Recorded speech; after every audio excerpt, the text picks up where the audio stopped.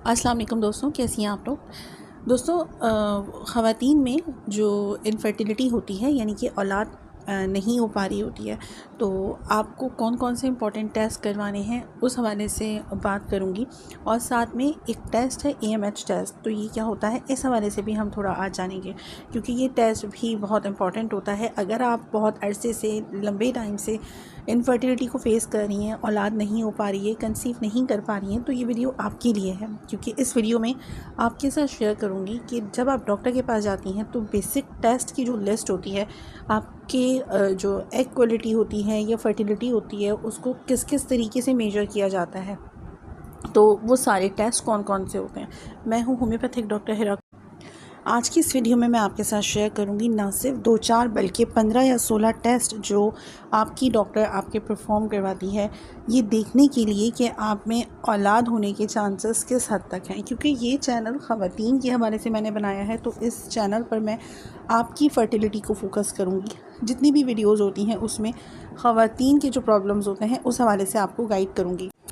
जी, तो सबसे पहला टेस्ट है जब आपके औलाद नहीं हो पा रही होती है, हस्बैंड के साथ रिलेशन हेल्दी होता है और इस चीज़ को कम से कम 1 साल गुजर जाए एंड देन आप कंसीव ना कर पाएँ, तो आपके कुछ बेसिक लाइन टेस्ट करवाए जाते हैं। तो सबसे पहला टेस्ट है इसमें पेल्विक अल्ट्रासाउंड। अगर आपके पीरियड्स इरेगुलर तो हो सकता है कि आपको PCOS हो या यूट्रस में कोई प्रॉब्लम हो जिसकी वजह से आप प्रॉपर तरीके से फर्टिलाइज़ नहीं हो पा रही हैं। तो बेसलाइन टेस्ट होता है जिसे हम पेल्विक अल्ट्रासाउंड कहते हैं। ये टेस्ट आपको यूरिन होल्ड करके जाना होता है, और जब आपको बहुत ज़्यादा यूरिन फील होगा जब ये टेस्ट परफॉर्म किया जाता है। सिंपल सा टेस्ट है, इसमें कोई इंजेक्शन नहीं लगता। सिंपल सा प्रॉब रख कर अल्ट्रासाउंड की जो डॉक्टर होती है, सोनोलॉजिस्ट, वो ये टेस्ट परफॉर्म करती है और उसी टाइम पर आपको इसकी रिपोर्ट मिल जाती है। इसमें आपकी जो यूट्रस है, फलोपियन ट्यूब्स हैं, ओवरीज़ हैं, सर्वेक्स हैं, ये पूरा मॉनिटर किया जाता है। उसकी फ़िज़िकल अपीयरेंस चेक की जाती है कि कहीं इसमें कोई बीमारी या प्रॉब्लम तो नहीं है।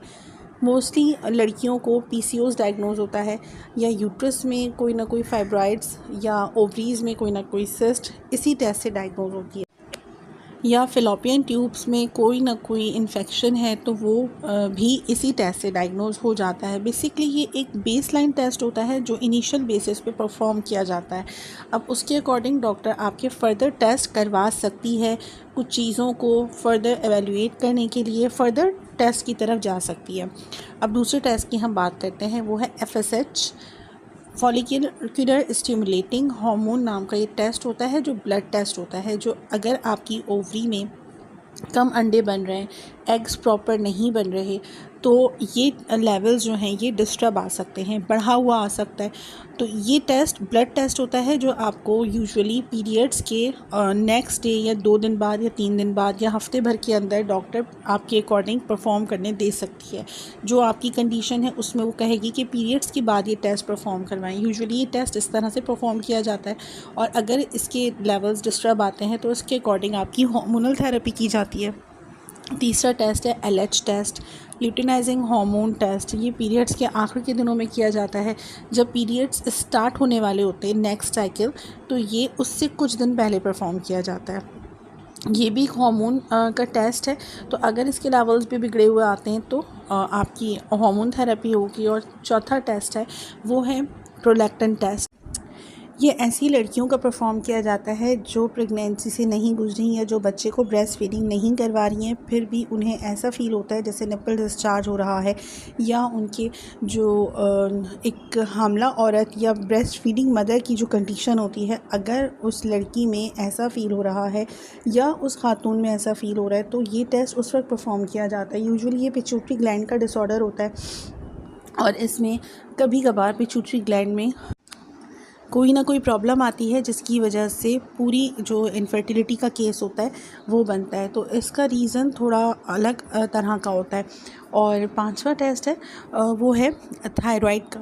अगर आपके थायराइड लेवल्स बढ़े हुए हैं या कम हैं, हाइपोथायराइड है या हाइपरथायराइड है, तो भी आपको कंसीव करने में प्रॉब्लम आएगी। इवन अगर आप कंसीव कर भी पाएंगी तो आपके रिकरेंट मिसकैरेज हो सकते हैं, यानी कि बार बार आपका हमल गिर सकता है, प्रॉपर तरीके से हमल जो है वो आगे नहीं बढ़ पाएगा और बार बार आपकी का मिसकैरेज या अबॉर्शन हो जाएगा। तो अगर आपके लेवल्स बिगड़े हुए हैं तो आपकी डॉक्टर आपको थायराइड की मेडिसिन शुरू करवाएगी, जो ना सिर्फ प्रेगनेंसी के लिए बल्कि उससे पहले तो वो करवाएगी, लेकिन जब आप कंसीव कर पाएंगी उसके बाद भी ये दवाइयाँ चलती रहेंगी। ऑल्दो कि इसके जो मेडिसिन के डोज़ हैं वो चेंज कर सकती है डॉक्टर। तो थायराइड जिन लड़कियों को, जिन खातून को होता है, उन्हें भी कंसीव करने में प्रॉब्लम आती है। 5 तरह के टेस्ट की बात हम कर चुके हैं। अब 6 नंबर पे जो टेस्ट है वो है प्रोजेस्टेरॉन लेवल्स का टेस्ट। प्रोजेस्टेरॉन लेवल्स आपकी प्रेगनेंसी को होल्ड करने में बहुत इम्पॉर्टेंट टेस्ट है। अगर आप अर्ली डेज़ में आपकी प्रेगनेंसी ख़त्म हो जाती है तब आपकी डॉक्टर आपका प्रोजेस्टेरॉन लेवल भी चेक करवाएगी, क्योंकि प्रोजेस्टेरॉन आपके यूट्रस को यानी बच्चेदानी को इस काबिल बनाता है कि वो बच्चे को पकड़ सके, होल्ड कर सके और हेल्दी एटमॉस्फेयर फ़राहम कर सके। तो अगर ये लेवल्स आपके बिगड़े हुए आते हैं तो इसका मतलब है कि आप कंसीव तो कर पाएंगी लेकिन आपकी अर्ली मिसकैरेज हो जाएगा। तो ये ब्लड टेस्ट इस वक्त परफॉर्म किया जाता है। और 7 नंबर पर जो टेस्ट है वो है हिस्टेरोसल्पिंजोग्राम टेस्ट। ये टेस्ट जब परफॉर्म किया जाता है जब अल्ट्रासाउंड, जो पहला टेस्ट है, इसमें कोई ना कोई प्रॉब्लम आए, यानी फ्लोपियन ट्यूब्स को देखने में अगर कोई प्रॉब्लम आ रही तो ये टेस्ट करवाया जाता है। यूजुअली ये टेस्ट इतना कॉमन नहीं है, लेकिन अगर फ़ैलोपियन ट्यूब्स यानी कि जो नले होते हैं उसमें प्रॉब्लम आ रही है और किसी को कभी एक्टोपिक प्रेगनेंसी होती है, नले फट जाते हैं, रप्चर्ड हो जाते हैं, उनका प्रीवियस ऑपरेशन हुआ, देन डॉक्टर ने कहा कि अब आप कभी माँ नहीं बन पाएंगी या आपकी माँ बनने में बहुत ज़्यादा डिफ़िकल्टीज़ आ सकती हैं, तो उस कंडीशन में ये टेस्ट परफॉर्म किया जाता है। ये यूजुअली छोटा सा एक आउट पेशेंट सा टेस्ट होता है।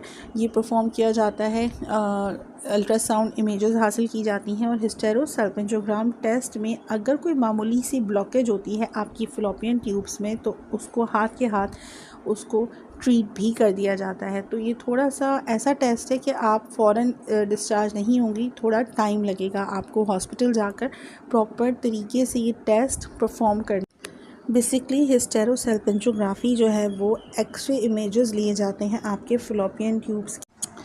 और नेक्स्ट टेस्ट है AMH टेस्ट। इस टेस्ट में आपकी पर्टिकुलर जो आपकी ओवरी से एग्स रिलीज़ होते हैं उसकी क्वांटिटी को मालूम किया जाता है। अगर आप ऐसी खातून हैं जिसकी एज 35 प्लस है या आपकी लेट शादी हुई थी या आप जो है 40 प्लस खातून है और आप कंसीव करना चाह रही हैं, तो ये टेस्ट ये बताता है कि आपकी ओवरीज़ में कितने अंडे बाकी।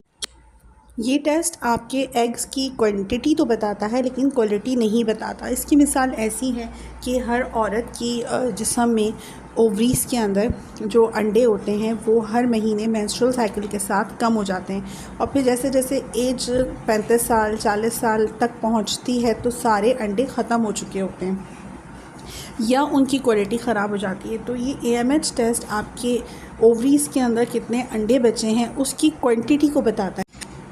बहुत आसान मिसाल है कि जैसे अंडों की बास्केट होती है या अंडों की ट्रे होती है, उसमें से जितने अंडे निकालते जाएंगे तो उसमें कम होते जाएंगे। तो अंडे कितने बचे हैं उस टोकरी के अंदर या उस ट्रे के अंदर, ये उस क्वांटिटी को बताता है। ये ब्लड टेस्ट होता है और यूजुअली उन औरतों का परफॉर्म किया जाता है जिनकी उम्र 30 साल से ऊपर की है और वो कंसीव करना चाह रही है। तो ये टेस्ट कभी कभार ज़रूरी हो जाता है।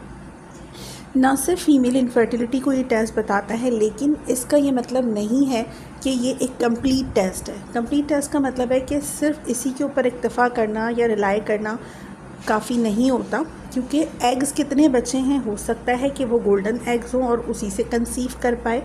तो आपको AMH टेस्ट की क्वालिटी बढ़ाने के लिए क्योंकि क्वांटिटी कभी भी नहीं बढ़ सकती, जो रह गए हैं अंडे उनकी क्वालिटी बढ़ सकती है। तो क्वालिटी बढ़ाने के लिए आपको अच्छी डाइट लेनी चाहिए और रेगुलर एक्सरसाइज करनी चाहिए। अगर PCOS है तो उसको ट्रीट करना, क्योंकि अगर आपकी डाइट अच्छी होगी तो आपकी एग क्वालिटी बहुत इम्प्रूव कर जाएगी, जिससे आप कम एग्स में भी, अगर क्वांटिटी कम है लेकिन वो क्वांटिटी गोल्डन एग्स की है, तो आप उससे भी कंसीव कर पाएंगी।